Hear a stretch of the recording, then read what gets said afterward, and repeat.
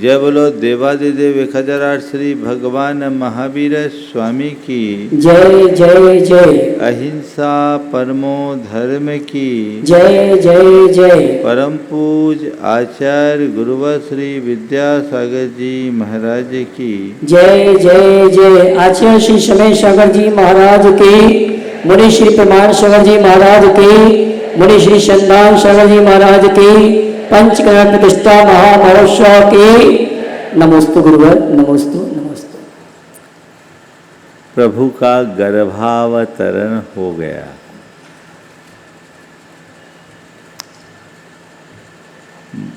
भगवान ऋषभदेव स्वर्ग से च्युत होकर माता देवी मरु देवी के गर्भ में आ गए।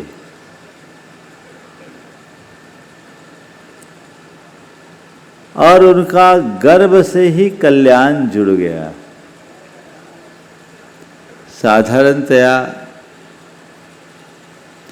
गर्भ धारण की प्रक्रिया को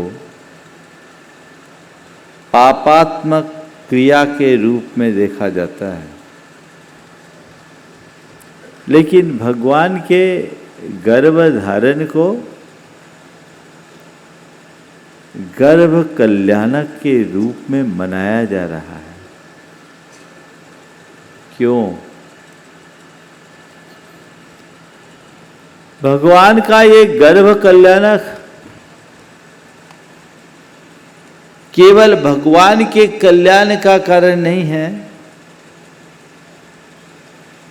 सारे जगत के कल्याण का कारण है। ये भगवान का अंतिम गर्भ है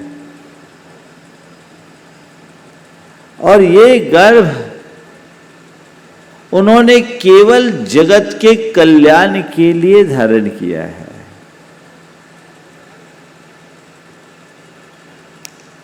जगत के कल्याण के लिए गर्भ धारण करना और गर्भ में आने के बाद अपना कल्याण करना, हम आप में ऐसी योग्यता नहीं है कि हम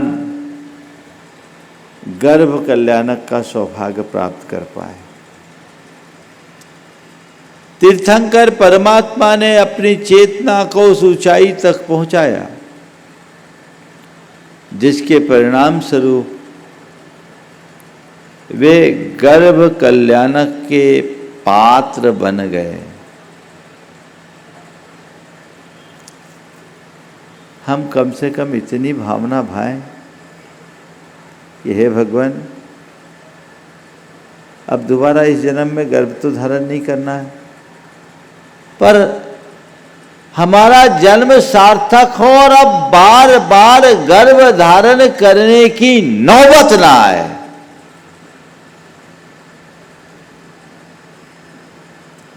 भगवान ने गर्भ कल्याणक तक की भूमिका कैसे पाई, कभी सोचा आपने? एक बार मुझसे किसी ने सवाल किया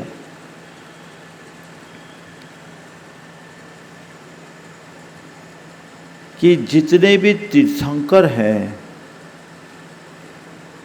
वे सब के सब राजा महाराजा ही हुए, क्या ये सामंती मनोवृत्ति का उदाहरण नहीं है? मैंने कहा जैन धर्म ऐसी मनोवृत्ति को कतई प्रश्रय नहीं देता।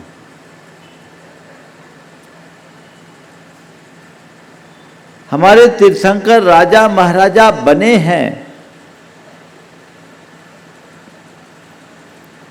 पर वो यकायक नहीं बने। हम जब उनके अतीत को देखेंगे तो पाएंगे ये साधारण प्राणी से परमेश्वर हुए। भगवान ऋषभदेव को देखते हैं तो कुक्कुट और मरकट की पर्याय से उनकी जीवन यात्रा की शुरुआत होती है। भगवान महावीर को देखते हैं तो पुरुरवा भील से उनकी पर्याय शुरू होती है। ये जैन धर्म की ऐसी विशेषता है जो पतित से पतित प्राणी को भी पावन बनने का मार्ग बताता है। भील से भगवान, मरकट बंदर से भगवान, हाथी से भगवान, शेर से भगवान की कथा जैन पुराणों में है।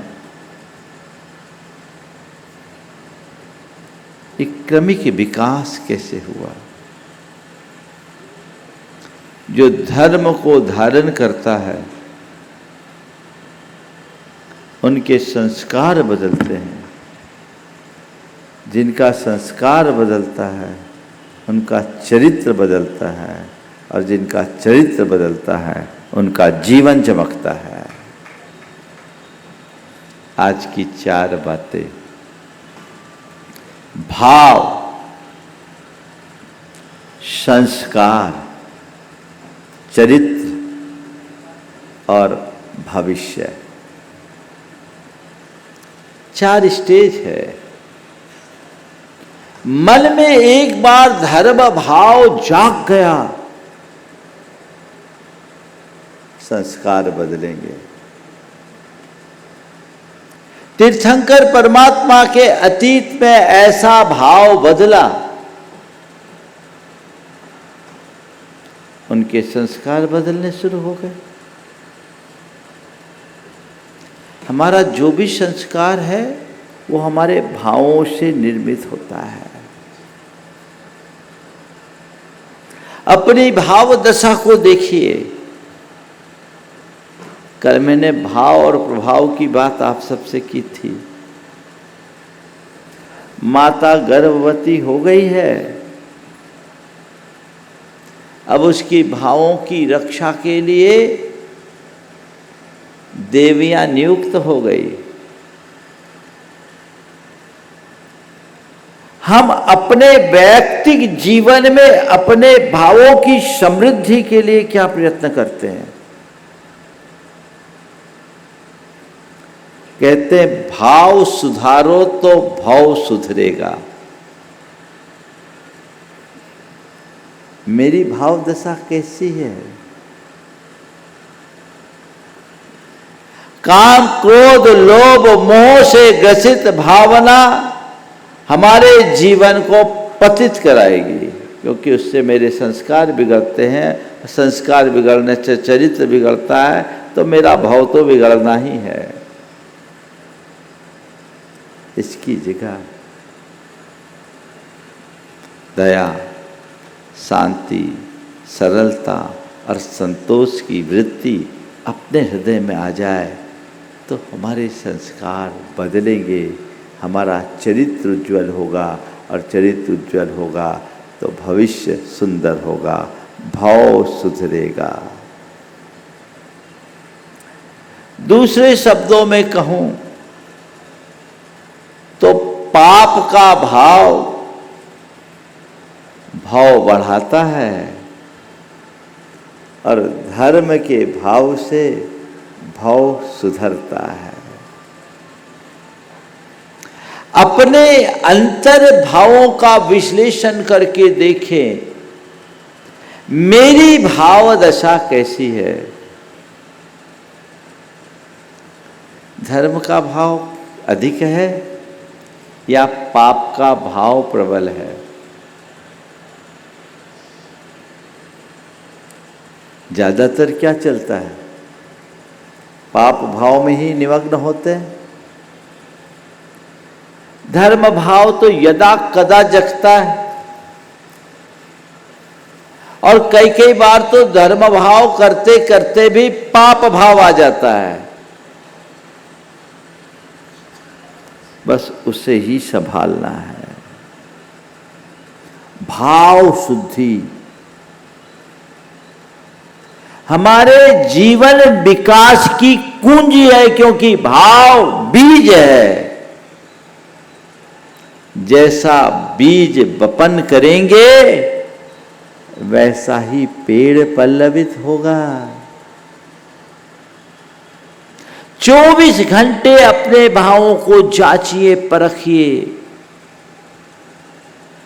और आजकल तो भावों को बिगाड़ने वाले साधन आपके जेब में ही पड़े हैं। पहले तो संगति बाहर खोजनी पड़ती थी, अब क्या है, सब साथ में ही है, 24 घंटे। ये भटकाव का कारण है, यहां बदलाव अपेक्षित है ताकि जीवन में ठहराव आ सके, मेरे संस्कार समुज्जल हो सके, मैं अपने जीवन की दिशा और दशा को ठीक रख सकूं। वैयक्तिक रूप से मुझे अपने भावों को संभालने की जरूरत है। अगर वो संभलेंगे तो मेरा जीवन संवरेगा। देखिए भाव का क्या कमाल होता है। एक भाई ने मुझसे कहा, बहुत पहले की बात है, जब हमारा कोडरमा चातुर्मास था, एक भाई ने कोई कंपनी का शेयर लिया। शेयर साधारण सा था। उसके मन में भाव आया कि इसमें जो प्रॉफिट आएगा 10% दान करेंगे। ये घटना 2006-7 की है और उस समय 10% दान में उसकी राशि लगभग 3 से 4 हजार की थी। मन में भाव कर लिया, जब इसे बेचूंगा 10% का दान करूंगा। उसने बताया बाद में कि महाराज जी उसके बाद उस शेयर में बोनस और स्प्लिट आ गया, मेरे शेयर बढ़ गए और साल भर में उसकी कीमत 10 गुनी हो गई। मैं कोडरमा से कोलकाता गया उसको बेचने, और बेचने जाते समय जब देखा तो प्रॉफिट 2 लाख रुपया हो रहा है। 2 लाख रुपया 10% में जा रहा था कि 10% देना है तो 2 लाख देना पड़ेगा। उसने कहा महाराज मेरे मन में लोभ जग गया, अरे 2 लाख देना पड़ेगा। तभी मन में विचार आया, एक काम करो थोड़ा और रेट बढ़ जाने दो फिर बेचेंगे। बोले महाराज मैं जा कर के लौट आया और लौटने के बाद दूसरे दिन से जो शेयर गिरना पड़ा शुरू हुआ, सीधे लोअर सर्किट लग गया और जो प्रॉफिट था वो सब चौपट हो गया। तो मैं आपसे कहता हूँ कभी अपर सर्किट लगता है और कभी लोअर सर्किट लगता है। शुभ भाव जीवन को अपर सर्किट में ले जाता है, अशुभ भाव लोअर सर्किट में ले आता है। अब देखो हम कैसे भाव रखते हैं, अपर सर्किट या लोअर सर्किट। ये तो रोज आप लोग देखते हो ना, देखते क्या भुगतते हो, खेल चलता रहता है। ये बाहर का जो भी अपर और लोअर है उससे ज्यादा क्षति नहीं है, लेकिन भीतर संत कहते हैं अगर जीवन को ऊंचा उठाना चाहते हो अपर सर्किट में रहो, लोअर सर्किट में आने ही मत दो। कदाचित अपर सर्किट में न भी रह पाओ तो मेंटेन रखो, लोअर सर्किट कभी ना आ पाए। ये प्रयास होना चाहिए और अपने भाव को संभालने के लिए सदैव ऐसे आलम्बन लेना चाहिए जिससे हमारे भावों में ठहराव आए। शुभ आलम्बन लीजिए, अशुभ आलम्बन से बचिए। ये पूजा पाठ, ये धार्मिक क्रियाएं किस लिए? किस लिए? अशुभ आलंबन से बचने के लिए। बोलो, अभी पूजा नहीं कर रहे होते तो क्या करते? या तो सो रहे होते। ये इस पूजा का प्रभाव है कि जिनका सूरज 8 बजे के बाद उगता था 5 बजे उगने लगा है। भाग्य से है ना। सोते रहते, पड़े रहते, अथवा जागते तो क्या करते? टीवी देखते, मोबाइल खोलते, या जाकर के अपने दफ्तर और दुकान में बैठ जाते और क्या करते हैं, है ना। इस शुभ आलंबन ने आपको उन अशुभ पापों से बचाया ना।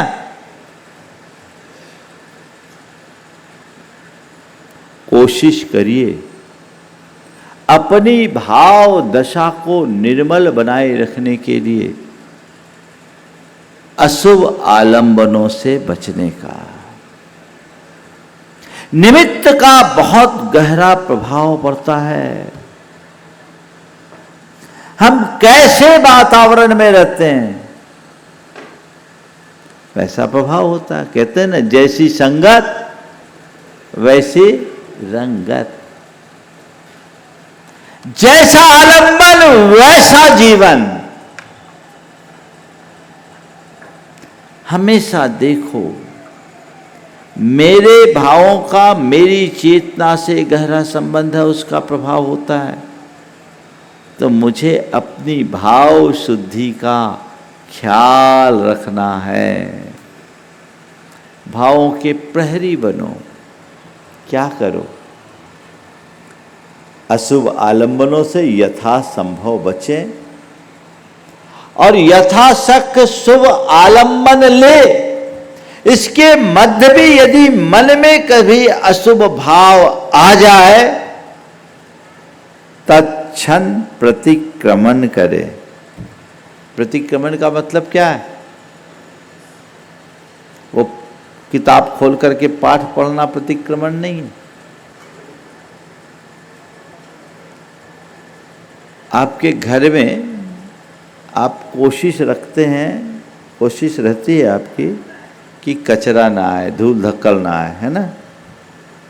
लेकिन इसके बाद जब डस्ट आ जाती है तो क्या करते हैं?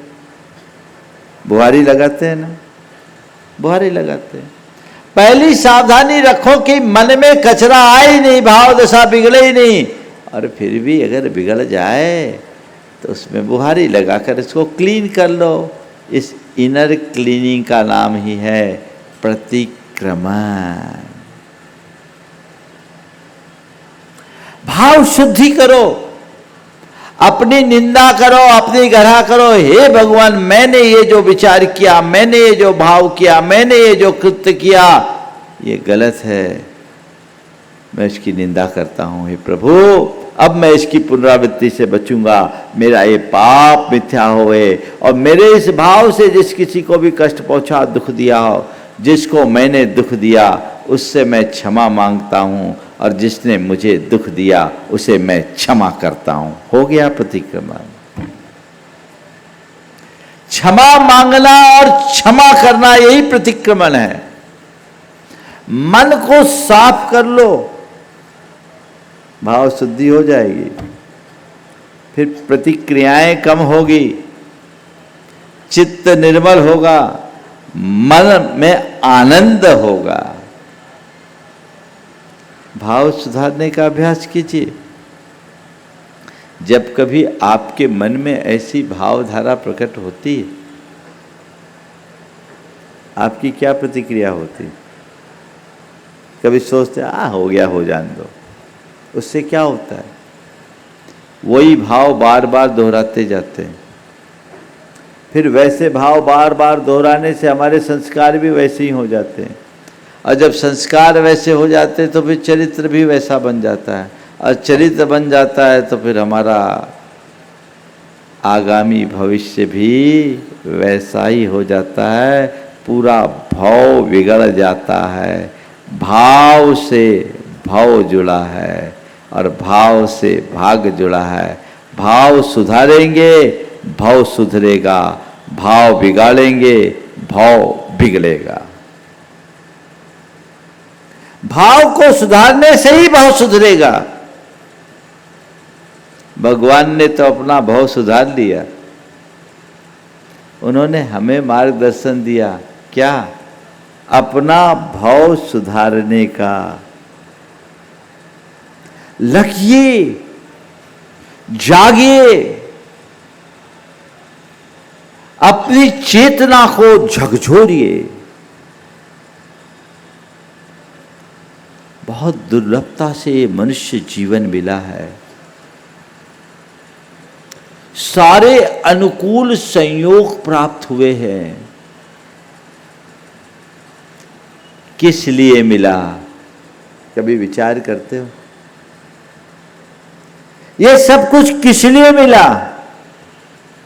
राग रंग में रमने के लिए, गोरख धंधा में उलझने के लिए, पाप पाखंड करने के लिए, दुनियादारी में फंसने के लिए? किस लिए? बोलो, किसके लिए? सौधर्मिंद जी बोल रहे हैं अपने कल्याण के लिए। तो कब करोगे?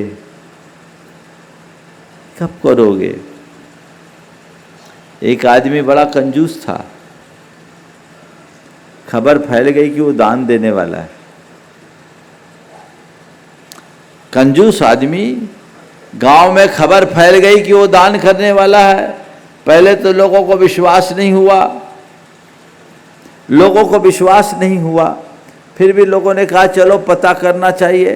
कुछ लोग पहुंचे, उसके नौकर से पूछे कि ओ भाई, सुना है तुम्हारा सेठ कुछ दान करने वाला है। बोला आपने ठीक सुना है, सुना है तुम्हारा सेठ कुछ दान करने वाला है। कहा आपने ठीक सुना है।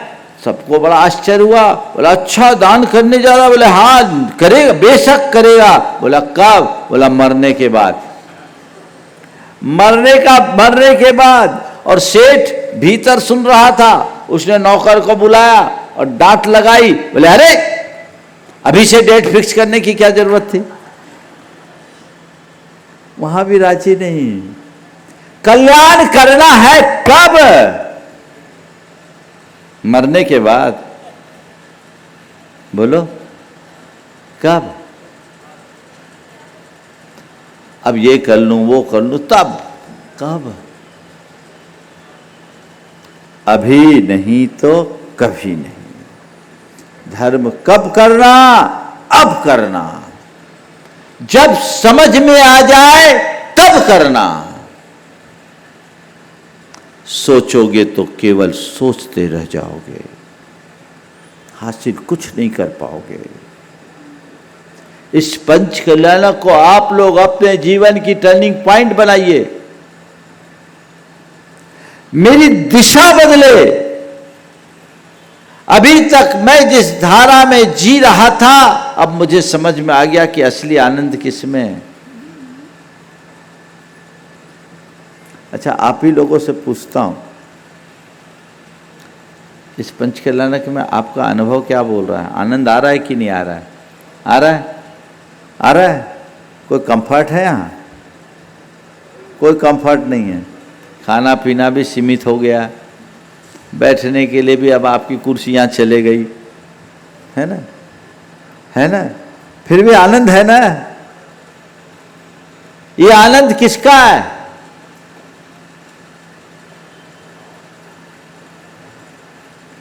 ये आनंद अंदर का है। बस मन में ये बात बिठा लीजिए कि अब मुझे अपने जीवन की दिशा को बदलनी है। ये बात अंतरंग में बैठ जाए, सब कुछ बदल जाए। ये बीज अंदर डालिए। अब मेरे चेतना के गर्भ में ये बीज जाना चाहिए जो सम्यक दर्शन का बीज है। सही दृष्टि मेरे भीतर उद्घाटित हो जाए। मैं खूब ज्यादा धर्म ध्यान कर सकूं, अच्छी बात है। ना कर पाऊं तो भी कोई बात नहीं, लेकिन मेरी दिशा तो बदलनी चाहिए। अधर्म करना कम कर दे तो भी मेरा बड़ा धर्म हो जाएगा। पहले चरण में यही उपयोगी है। भाव संभाले, संस्कार बदलेंगे। गर्भ कल्याणक है। हमारे यहाँ शास्त्रों में कहा गया कि माँ बच्चे के भविष्य को गर्भ से ही गढ़ना शुरू कर देती है। माँ बच्चे की सबसे पहली गुरु होती। माँ के पेट में विकसित होने वाला जो भ्रूण है वो सुनता कुछ नहीं है, पर गहन सब कुछ करता है। मां का पेट में पलने वाले भ्रूण से एक भाव संवेदनात्मक संवाद होता है। उस घड़ी में मां के जैसे भाव होंगे, उस संतान पर उसका वैसा प्रभाव पड़ता है। मां शांत, सहज, प्रसन्न और सकारात्मक होगी तो संतान भी वैसी होगी। और मां गुस्से चिड़चिड़ी तो संतान भी वैसी। तो अगर कोई स्त्री गर्भ धारण करती है तो वो अपने भाव शुद्धि का पूर्ण ध्यान रखे, उत्तम संस्कार रखे। 9 महीने अच्छे से भावना योग करो, उसका प्रभाव है। संस्कार अच्छे होंगे, वो संस्कार बच्चे के चरित्र को गढ़ेंगे। उस संतान में भी आज देखो तीर्थंकर परमात्मा अभी पेट में है, लेकिन उनको अभी भी भेद विज्ञान है, शुद्ध आत्मा का ज्ञान है। मैं सिद्ध बुद्ध निरंजन आत्मा हूं, ये संस्कार उनके अंदर है। मां ये संस्कार दे।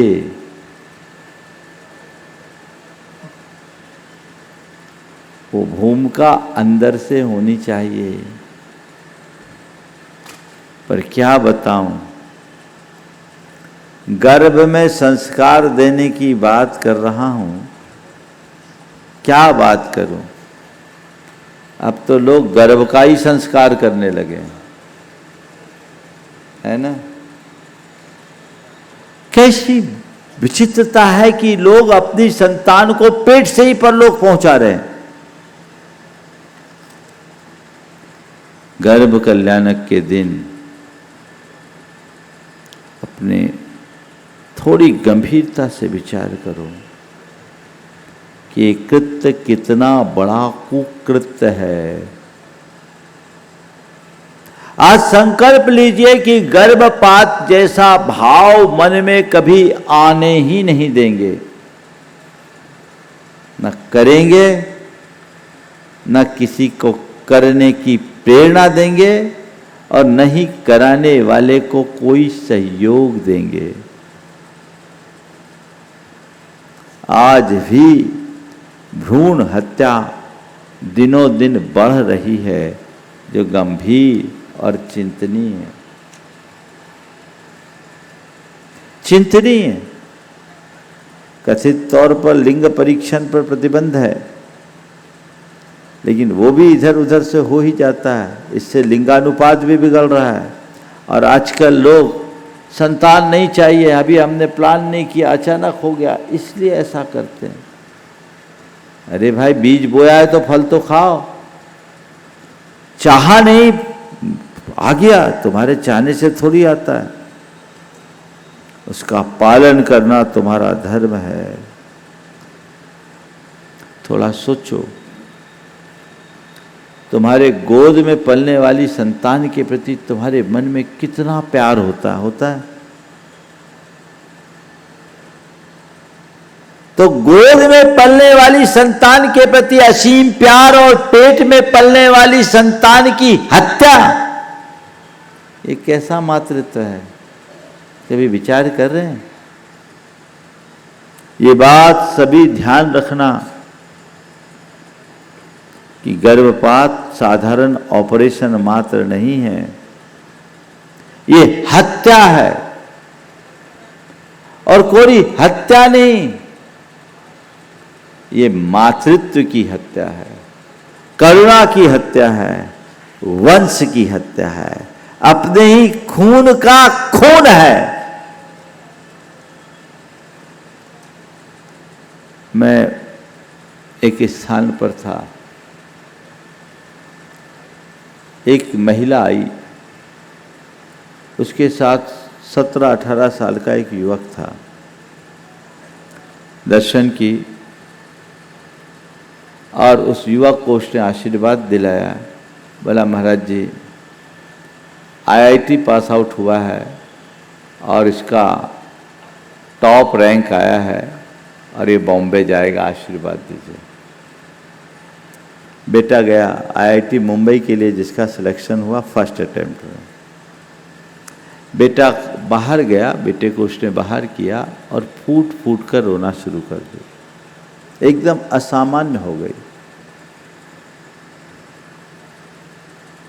मैंने पूछा बात क्या है? उसने कहा महाराज जी ये जो बेटा गया ना, ये जब पेट में आया तो चूंकि मेरी 2 बेटियां पहले से थी, तीसरे के लिए मानसिक रूप से तैयार नहीं थे। जांच कराया, पता लगा तीसरी भी बेटी है। सब घर के लोगों ने कहा कि इसको अबॉर्ट करा लो। परिवार के दबाव में मैं चले भी गई, पर जो डॉक्टरनी थी वो जैन थी, उसने मुझे समझाया, मैंने विचार बदल दिया। घर भर के लोग नाराज हुए पर मैं किसी की नहीं सुनी। मैंने कहा अब जो भी बच्चा आया मैं तो उसको जन्म देकर रहूंगी। महाराज जन्म दिया। उस समय पूरे परिवार की खुशियों का कोई ठिकाना नहीं रहा। जब बेटा हुआ, परिवार की खुशियों का कोई ठिकाना नहीं रहा जब बेटा हुआ। अरे महाराज इतना होनहार बच्चा, इतना इंटेलिजेंट बच्चा, पर जब भी मैं इसको देखती हूँ तो मुझे लगता है कि मैं इसकी माँ कहाँ, मैं तो इसकी हत्यारिन बनने जा रही थी। भला हो उस डॉक्टरनी का जिसने मुझे समझा दिया, नहीं तो मुझसे कितना बड़ा कुकृत्य होता। उसके कांटे उठ रहे थे महाराज, मेरा रोम रोम सुहर उठता है। आप मुझे इसका प्रायश्चित दीजिए। आप सोचो, अगर जीवन में किसी ने भी कोई कृत्य किया है तो कितना बड़ा कुकृत्य, अपनी ही संतान की हत्या, अपने ही खून का खून, अपने ही कलेजे के टुकड़े का टुकड़ा। कहाँ है करुणा, कहाँ है धर्म? इस पर विचार कीजिए। स्वप्न में भी ऐसा भाव नहीं आना चाहिए। एक दंपति तो ऐसे मिले, विवाह हुआ, बच्चा आ गया, उन्हें अबॉर्ट करा लिया, एबॉर्शन हुआ। बाद में स्थिति ये हुई कि आज तक बच्चा ही नहीं हो पाया, कोख ही खत्म हो गई। आके रोते, बोले महाराज जी हम लोगों ने पहले बेबी प्लान नहीं किया था, हो गया, सबके कहने से हम लोगों ने एबॉर्शन करा लिया, और एबॉर्शन कराने के बाद स्थिति यह आ गई। रो रो के कह रहे कि अब मैं माँ बन ही नहीं पाऊंगी। कब किसके साथ क्या हो जाए, किसी को इसी जन्म में फल मिलता है और किसी को भवांतर में भोगना पड़ता है। अपने द्वारा किए गए कृत्य का फल तो भोगना ही पड़ेगा। इस बात को अंतर मन में बिठाइए और जागिए। जीवन में कभी ऐसा भाव आने ही नहीं देना है। और मैं आप सबसे कहता हूं, यदि हुआ हो तो उसका प्रायश्चित जरूर करना।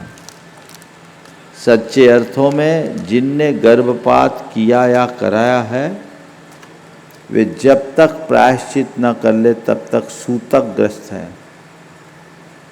कायदे से उन्हें भगवान का अभिषेक, पूजन और आहार दान देने का भी अधिकार नहीं है। सूतकग्रस्त है।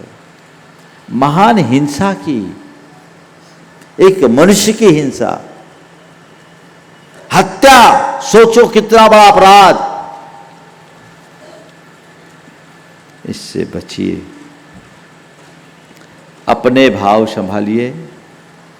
पेट में पलने वाले बच्चों के संस्कार अच्छे होंगे, उनके संस्कार से उनका चरित्र निखरेगा, और चरित्र निखरेगा तो उनका भाव सुधरेगा, उसका भविष्य अच्छा होगा, और तभी आप अपनी संतति को अच्छा बना पाओगे।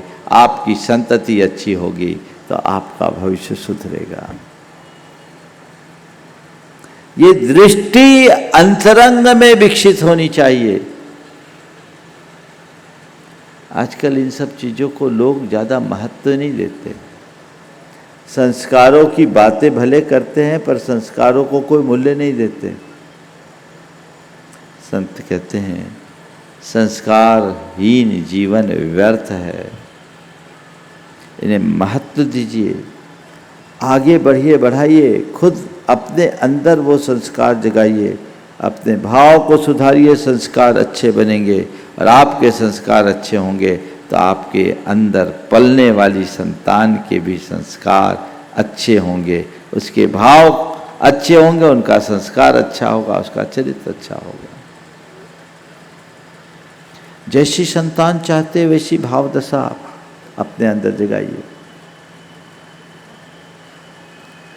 विज्ञान इस बात को मानता है। संवाद संतान के साथ जुड़ी होती है, चीजें निखरती है। पंच कल्याणक के इस गर्भ कल्याणक के अवसर पर आप सब यही भाव जगाइए, मेरे भाव संवरे, मेरा संस्कार अच्छा हो, मेरा चरित्र सुधरे, ताकि मेरा जीवन बदले। प्रायः लोग अपने जीवन को बदलने में अपने आचरण में परिवर्तन कर लेते हैं, लेकिन संस्कार न सुधर पाने के कारण आचरण में वो पवित्रता नहीं आ पाती। कदाचित संस्कारों में भी परिवर्तन हो, भाव को नहीं सुधार पाते तो उसका रस नहीं मिल पाता, वांछित परिणाम नहीं मिल पाता।